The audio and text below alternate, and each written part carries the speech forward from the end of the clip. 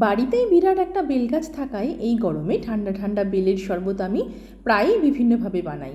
দুটো বেলকে প্রথমে ধুয়ে ফাটিয়ে নিয়ে তার থেকে পুরো শাঁস বের করে নিয়ে খুব ভালো করে ম্যাশ করে তা তিনটে বাটিতে আলাদা করে রাখলাম 3 রকম শরবত বানাবো বলে।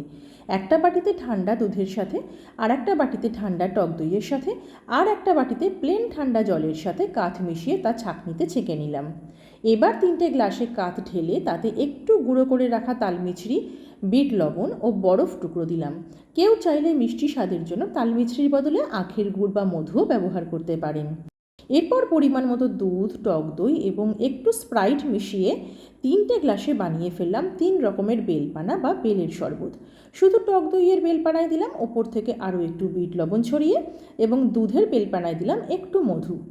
এখানে স্প্রাইটের বদলে কিন্তু আপনারা ঠান্ডা জলও ব্যবহার করতে পারেন।